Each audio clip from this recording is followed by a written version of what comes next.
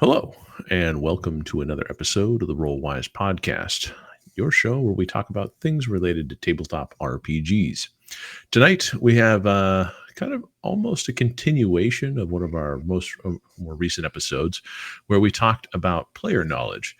We thought it'd be a good idea if we transitioned from, kind of just what your characters know in the game world to examining kind of like meta, the metagaming, like where's that barrier between what you know versus what your player knows, and how does that kind of bleed together? Because it is a fascinating conversation, and I think if you actually were to poll people online, you would either find that metagaming is like a dirty bad word and people caught at the table doing any form of metagaming are, I don't know, given 20 lashes or something like that. And you may find that there are some people that are more liberal with it and metagaming is okay in degrees, and you never know. And so I guess the first question that I have here is that is metagaming a dirty word by default, or are there some cases I think you agree with it? I think a lot of times when people talk about metagaming, they specifically mean a person using player knowledge in place of character knowledge to their benefit. So, for example, it would be like if one player is having a scene by themselves and the other player later acts like they know everything that happened in that scene, like the character knows that even if they weren't there. I think those are the instances that are instantly seen as negative, or like elements of backstory where it's like, somebody has that they were a traitor in their backstory, and like the player for no reason acts like they don't trust the other player, for some reason acts like they don't trust them the entire time, whether they know anything about it or not. Basically, they don't look at the actions that the player character is doing. They just kind of use the meta knowledge of the backstory to be like, well, they're a shifty person. Right. Yeah. Or just out and out say, I have a feeling that they're a traitor. And it's like, well, you have no idea about that. Because I mean, I've had games where that shit like that has happened, where they use backstory elements highly to the negative. Yeah. And then other things, I know other things DMs look at as negative is like knowing stat blocks, knowing, creature weaknesses that they probably never encountered before, and that stuff, which I personally, I mean, if you played the game for 20 years, like most of us have, like you're probably going to have some idea. Trolls, they don't like fire. Yep. You either can just accept that might be something that people know in your game world, or make it different. Change the character. Make trolls that aren't damaged by fire, right? Yeah, exactly. Which is always interesting, because I just one comment before I get your perspective on it, Jeff, is that I found somebody, and I liked their quote that they had, is that the monster's manual is an inspiration rather than a hard and fast rule book. Is that these are things that you can just throw out on the fly, obviously, if you need to, but if you want to take it, tweak it, use it as you want, it's fine. If you want to have some sort of you should actually. You should have a monster that's kind of bespoke to your game and why it's there.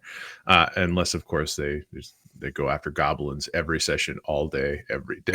I feel like we're about to see roided up kobolds in our game, Brent. The kobold berserkers. Hard to say. Which game would that 80 be? hit points. Hyper intelligent goblin wizards with 80 hit points. There we go. It's not out of bounds, let's just say. And I feel that everyone just kind of goes this, oh, goblins are this tribal culture. Yeah, get that stuff out of here. Goblins are the most advanced culture on the continent. Now what are you guys going to do? But Jeff, what about you? Like Brent, has at least delineated some ideas as to why it might have negative perceptions. But do you agree? Is metagaming just kind of by its default? Well, I think it's hard because I think there are obvious examples that we can come up with, like Brent talking about stat blocks, like the stories you'll see on Reddit of players pulling out a phone to see what's going on in a pre-canned module, or or looking up other things, as a person and not as the character. But there are things inherent in a lot of adventures. My argument is that most puzzles require the player to solve and not the character being played to solve. A lot of traps, I feel, are the same way, unless they're just handled by a dice roll. So I don't think metagaming should have a negative context, but I feel that it does. because I think there are just some egregious examples of people going out of their way to be obtuse at the table and learn things that we all want to know, right? We've all been there. You're watching a scary movie and you want to know if the character dies. Well, maybe not Brent. Brent's pretty good at not probably looking that kind of stuff up, but yeah. Like I know people that do that, they're watching a movie and they can't handle the tension. And so one of the ways they break it is they get out their phone and they Google the ending of the movie so they can understand the plot. And that's okay. Like if it protects you, great. But in a game setting, that is metagaming, right? You're getting knowledge that your character wouldn't have. Well, and I think the danger is when it ruins it for another player. Like that's when it's like the GM, they're probably going to know stuff about your story like before you tell it, anyways, just based on who you are, and if you played before. But like ruining the fun for another player, I think is probably what makes metagaming such a curse word. In gaming spaces. And I think that's an interesting point, because I do think that there's like I feel like I'm more liberal with metagaming to a degree, and I think that degree is that I feel like that there's a lot of character knowledge that your characters have that is freely shared between characters at various points in the game, and I think that there are kind of two DMs that you run into. There's a character that's an explicit type that requires your characters to literally say, me, Jeff, tells Brent about the thing that just happened, and the DM that says, oh, okay, because you explicitly told them about these events, now they're aware of them and they can act on them. Or there's more like a person like me who knows that because Brent and Jeff are part of the same party, if there is a consequential interaction that happened at the table and then they get back together, I need them to role play that out as a conversation? I don't need to. I can kind of wave my hand and say, okay, well, do they want to? It just depends. It's just like, do they want to have shared that knowledge? That's up to them whether they wanted to share that knowledge. Well, in our bigger group, we police that a lot ourselves. Like a lot of times, one of our characters will have a conversation, then we say, "Yeah, I go back to the party and say, and I info dump what you all just heard, just to put it out there that everybody knows." And a lot of times, if somebody starts talking about something that they don't know, like one of us will usually say, "Yeah, but I don't think you were there for that conversation."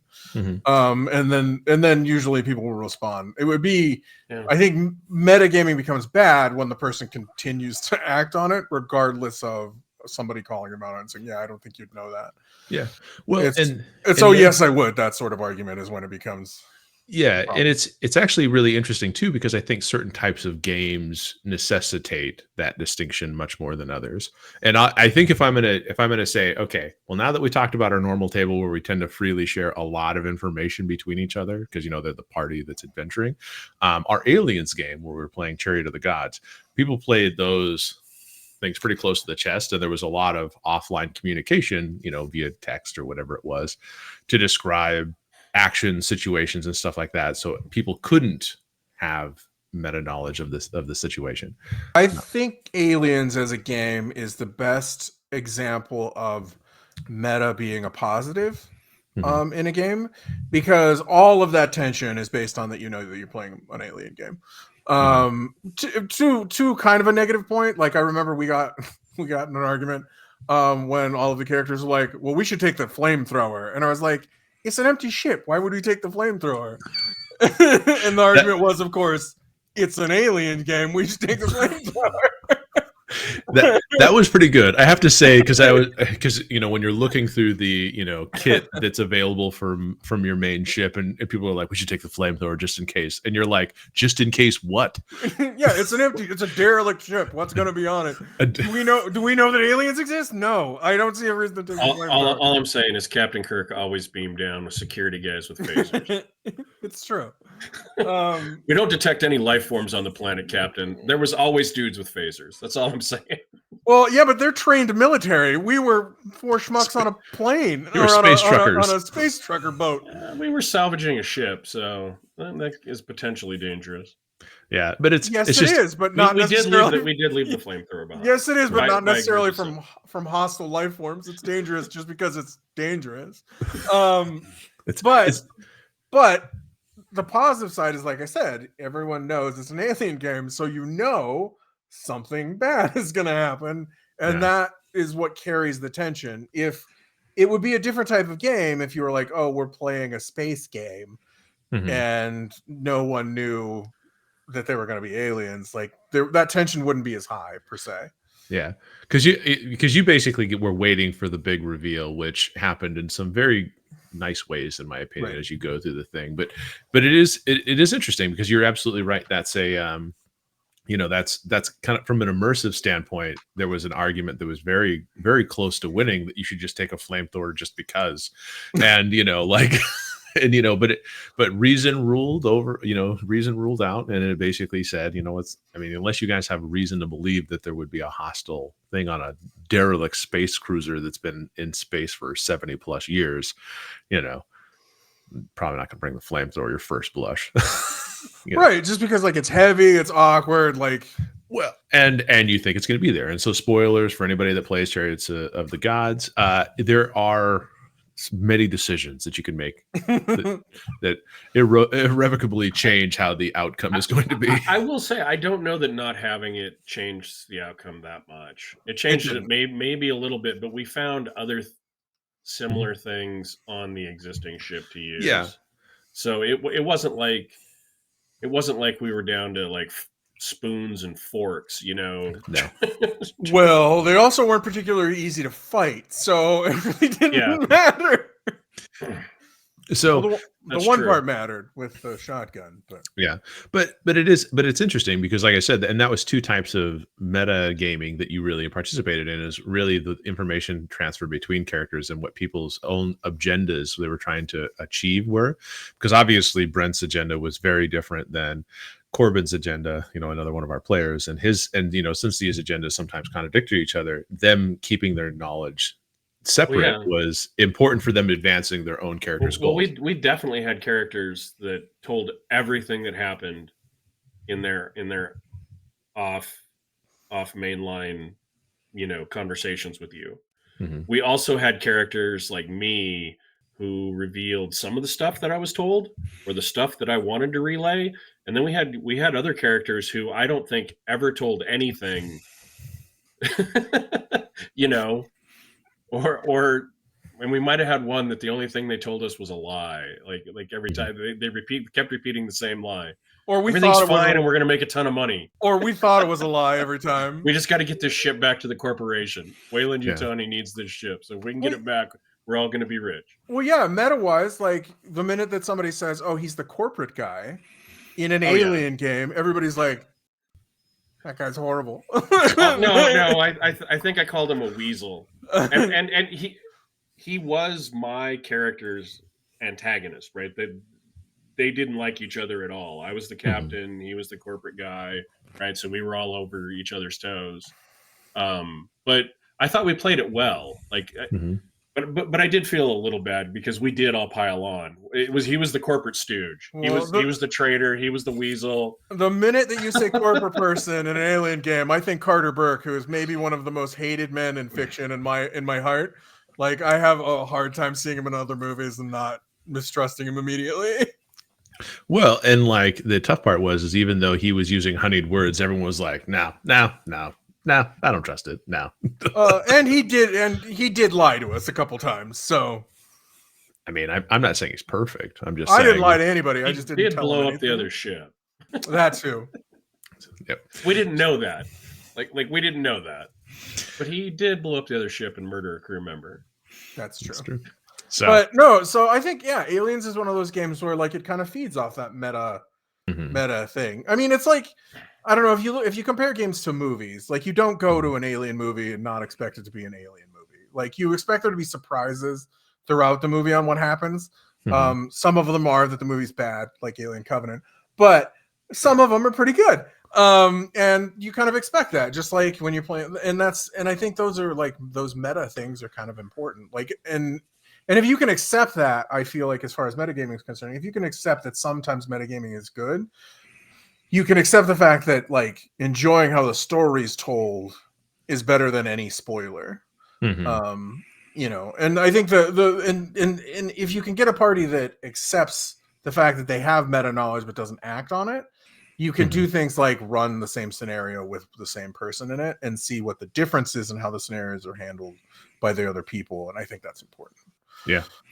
Well, and sometimes getting better at running a game comes from running it multiple times. And, it's like you just can't, like, I can't easily run the same game with you guys each time because I know, not that you guys would act on character knowledge, but I just think from a fun perspective, you guys would be like, ugh. Because I do have experience, and this is my own personal situation, is that there was a person who, like, the entire group said, hey, we want to run game, and the people, when there was a voting that was happening, and they were like, okay, and so the guy wanted to run like a Lost Mines of Phandelver. And I obviously said, hey, I've already been through this, but I'll play it if you guys don't, everyone else wants to play it, but I'll not use meta knowledge.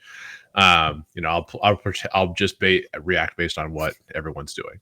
And then he proceeded to use meta knowledge the entire time. No, I'm kidding. No, I didn't, but it's just, I don't think I was, I think that truthfully, I feel like I wasn't the only one that it was at least aware of or knew how the game was played. Probably not. Because because basically my character was kind of taking a backseat because I was like, well, I don't want to influence them unduly, so I was being quiet and all that stuff. But they, when they wanted to do combat, I was jumping into the combat, and all of a sudden, the game master had thrown a tremendous twist into how that entire first area of Phandelver plays out with the Goblin Ambush and the and everything like that. So it's like spoilers. But we already talked about. You mean the skull didn't kill the party? Was that the twist? What's that? The flaming skull didn't kill the party. That was that's a different twist. But basically, the entire first section, what it resulted in is, back to your point about, ruining the fun of the game, is that people walked away from that session feeling bad, like feeling like they had done bad things because they had assumed, and maybe even some of them had used player knowledge on stuff. And I was like, this is weird, but none of us were listening to the descriptions or catching the cues that needed to be caught to understand how that first thing could play out. And you could tell, like, using the meta knowledge, like, ruined that game. Like, that game just done. It just never proceeded past that point because everyone kind of felt crappy about the characters. So I think that, meta knowledge in playing games and like how to really get into it is, it is interesting because you can sometimes bake it in and have it be fine, and you can sometimes experience it and have it be not fine and ruin the game. So how do you guys keep the knowledge separate? Like, if there is something that you want to ensure that people aren't metagaming about, like, what do you guys do, or what have you done in the past or experienced in the past as you played that keeps those things separate? As a GM, I always check. Like, if I know a scene is separate from somebody else's scene, I always check and I always say, okay, do you tell them when you get back to the party? Do you tell them everything everything that the witch told you? Do you tell them everything? Yes, I do. And that way, I'm kind of covered. Or I call it out if somebody's using knowledge that isn't necessarily what they know. Thankfully I haven't had anybody. Like, I haven't ran very many pre-canned adventures in my history as a GM, so there hasn't been a chance that somebody could, like, have read it and then use that knowledge to spoil it very much. So most of my instances are trying to use outside knowledge of, like, a character in a game, and I usually just call them out on it. It's like, I don't think they've mentioned that, or I don't think you know that. And usually it'll give them a time. And usually it's not intentional. That's the problem with metagaming, is sometimes it isn't intentional. And somebody will say something and then realize, oh, I guess I wasn't part of that scene. And then, oh, I guess I don't know that. Because sometimes it also gets confusing because you're all talking, like, you're all playing the game at the same time, and they don't you forget with the instance where you were an audience member versus involved in the scene, and sometimes that can leak into just unintentionally. So usually I just call it out. I haven't ever had it be egregious. So I haven't had a super negative experience that I had to deal with. Thank goodness. But it's that social contract thing. It's like, just try not to be a dick at the game table, really, is what it comes down to. Fair.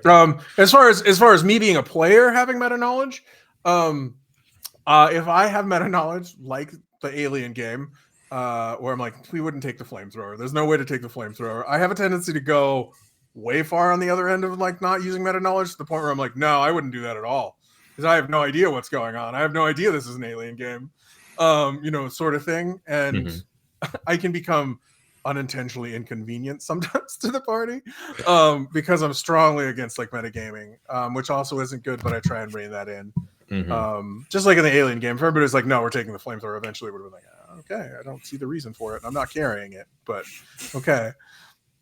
Sort of thing. But there have been instances where, like I said, like my meta knowledge, I do my best to try and stay as far away from, like your example, where you would just, I just wouldn't take the leadership role at all. I would just kind of sit back as far as being an adventurer in that party.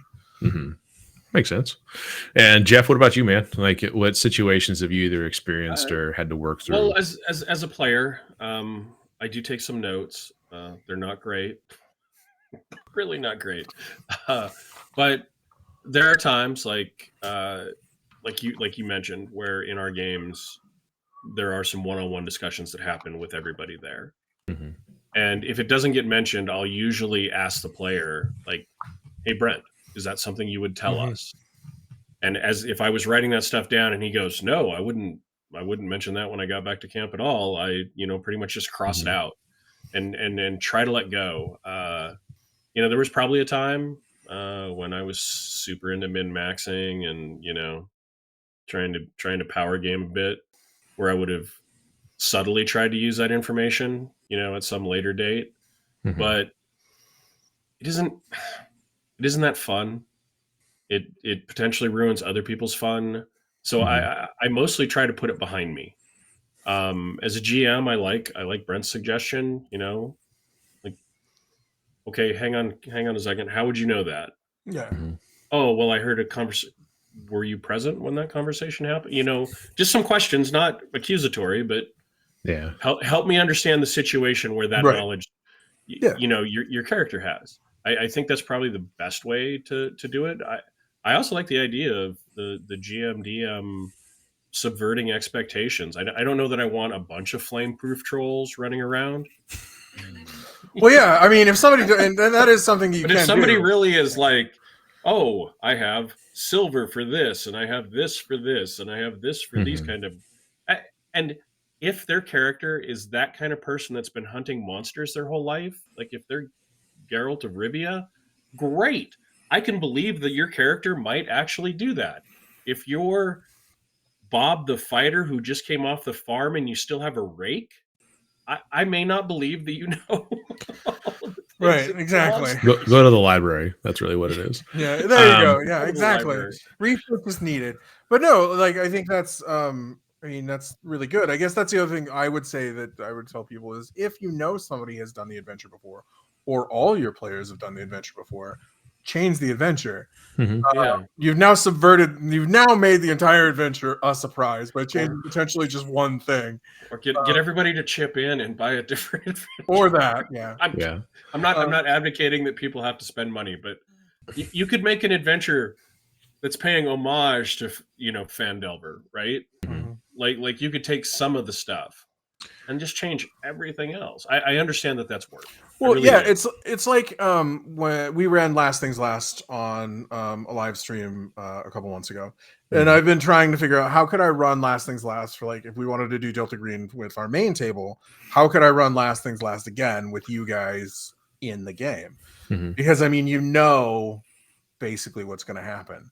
And I have some ideas of how I would change the scenario, and because the scenario is so simple, like, you can't there's not a lot to change. So I either have to expect you guys not to metagame or change it enough to where you would be surprised. And so I have a couple different ideas for that. But, like, I think that's a good example of like, I really like that adventure and I would like to play it again. But how do you play it with people that have that's a good point, because we've talked before, right, about how your groups are composed of different types of players.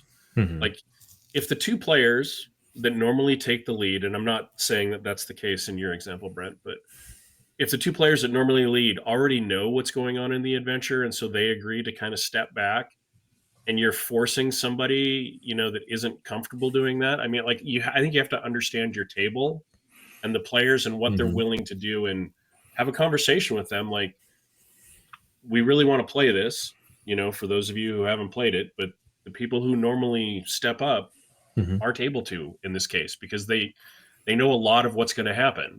You know, are you willing to be somebody that plays a little bit differently than you normally do? Are you comfortable with that? Sure. To help kind of alleviate the metagaming, because I think sometimes it can be uncomfortable, because there are groups where I played with where I swear to God the same person was always some sort of a commander character, right? They were a bard or a warlord, or spanning many different versions of games, right? Because that's what they loved to play. They wanted to be flamboyant and out in front, and make it, not that they didn't take everybody else's input, but it makes it hard to avoid metagaming if they're the one that already know everything. Oh wait, we don't want to go left or right. We want to go straight down the middle because those other ones just are. And when it's an obvious binary choice like that, that's real hard not to metagame. But and then there's instances where you could use meta knowledge to your advantage. Like one of the things I did in a past game is I had a player. It was an Unknown Armies game, and I had a past player who was very familiar with the system and Magic. Just so everybody knows, Unknown Armies is like an urban occult game, modern urban occult game. But people don't really know about Magic, but there's people that can do Magic and stuff like that. And so what I did is I made all of the other players normal, but I made one player. He was the guy that knew stuff. He was the guy that could do stuff and knew stuff. And so he can kind of mentor the other players as an introduction to the system. So you can use people's meta knowledge of the game to your advantage to help you kind of teach the game and teach the NPCs and stuff like that. And that's another way that I've dealt with somebody who knows a lot about what's going to be meta in the game, is by giving them the ability to have some of that player knowledge in character. I like that. Well, and I think those are some really good points. And I actually wanted to touch back on something you said, Brent, about like, well, how would I run this game for a different group? And I was kind of thinking about it a little bit there. And what I find is interesting is that really the most fun we had in that game was the journey, right? It's the journey, not the destination. Because, I mean, not too many spoilers, but monster in a can. Okay, sure. You can put that at the end of the thing. We were pretty sure we were all dying. But and we still may. But the idea is that I think in that adventure you could totally redress that and have different. You just create different situations for them to role play out these things. Like, because I think in that one, there was authenticity between like how I was basically ruining my marriage, and there's stuff in that game that made it more fun that wasn't just the Delta Green scenario. But that's really the strength of Delta Green. I do think there's a lot of ways that I have a lot of ideas of how I could run that with you guys having the knowledge. Yeah, and so I think even if we had the knowledge of what it is, it doesn't take very much for both me and Jeff to be like, this is entirely new and different. We may recognize it at the end and be like, damn this septic tank. How did we get here again? But I think spoiler for everybody for Last Things Last, the monsters in the septic tank. Yeah. Spoilers in this, so hopefully you guys are I'm just gonna put lots of spoilers in the episode. We expect you guys not to use that knowledge in your future games if you ever play Last Things Last. If you learned anything from this podcast. Ironically, if there's one thing you should learn, is to not listen to all these spoilers. We're just dropping like bombs. It is interesting though, because I feel like kind of going back to the techniques things and everything like that. There are some tried and true things, and I think just to summarize and maybe mention the things that we have, is that first of all, setting expectations up front, like about what your game is supposed to be in that session 0 and how metagaming should go. I mean, I think we mentioned that, but I really want to cement that is your best time to really decide how you're going to play the game. Because if you don't really set something up front, the table is going to be how the table is going to be. And as the game master, if you're not really liking the direction that the table has taken, you have to do a reset. And sometimes that's harder to do than you expect because the table has already built the habit, one could say. Yep. But I'm a big fan, and I love it in games where tension is required and you want to have those things that players do, is to have note passing. I don't know if we necessarily talked on that too much, but passing notes between players and passing notes between DMs, I think that's totally fine. Especially, I even like it when players pass notes amongst each other, so that as a DM, I can't metagame on accident to react to their plan, because it is not talked about as much, but like you as the DM reacting to the players, sometimes you may be influenced by knowing what they're going to do ahead of time. Well, the DM technically is constantly metagaming. Like always, you're always metagaming as the GM, and that's why I always say the GM can win anytime he wants. Mm-hmm. If you look at it as a competitive game, the GM can just win. And I win. Yeah. You know, the giant shows up and smashes you all. Like, mm-hmm. Well, yeah, you can roll to hit it if you want, but you're not gonna. You know, that sort of thing. But I think that's great. Like passing notes and stuff like that is 100% using that player meta. Mm-hmm. knowledge to your advantage to build tension and tell a better story, because the players know that something's going on, or the players know something's going on, but the characters have no idea. Mm-hmm. Like even if one of the things that you did in the Aliens game, where like we were all on Discord and you took us into separate rooms and have a conversation, even if you bounced to a separate room and didn't talk about anything related to the game, like that builds tension. That's like, oh well, he's finding out stuff that we don't know. And my favorite part about that is when I came back, you guys were so conspiratorial. Like I was like, what did I miss? The first couple of times we were really quiet and we weren't really talking. And then we were like, oh, this is a time for us to talk. Yeah, we can plan without him knowing things that now. Yeah, hey, exactly. I'm like, I get on the comms and I start relaying. Well, yeah, and one of the best feelings as a GM you will ever have is if you have to leave the room and you come back and the players are still playing their characters, like they're in character talking to each other. That means that you've done something that not everybody can do. You've made them feel that the characters are people. Mm-hmm. Yeah, and I did try to find something that was like, okay, as a stretch to myself, because I knew we were going to talk about this tonight. I was like, well, what's one thing that I had never really considered, but may help kind of separate player knowledge, character knowledge, and all that stuff, but keep them in character. And I'm glad you mentioned that, because it is about keeping a character journal from your, like, have your players keep character journals about how they experience the game and everything like that for their own perspective, in so much as only to reinforce what they know versus what the meta knowledge of everything is. And I think that it's an interesting exercise. I don't think you could convince every table to do that, you know, where they just spend the last 20 minutes of the day just writing in their journal. Or, you know what I'm saying? I don't think every table's going to do it, but I think if you really wanted to like experience that character, I'll give you 20%. I'll say 20% of the people that may be at your table will do it. I would say 80% probably aren't going to. But it isn't something I had ever heard of people considering as a way to keep their meta knowledge going. And I always write my own summaries, you know, like at the end of the night, you know, so I know what the hell happened in the game for the next time. And I think that's important as a DM to remember what happened.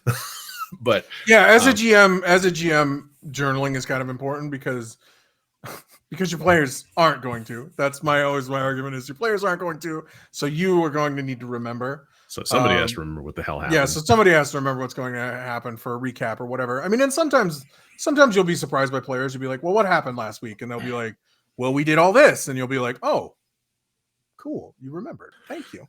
Yay. And again, you should feel good about yourself because, again, you've done something that maybe doesn't happen all the time. Yeah. Well, and I think that's good. And like I said, that's a strategy I hadn't heard, is keeping a journal from your character's perspective. And I thought that was pretty neat.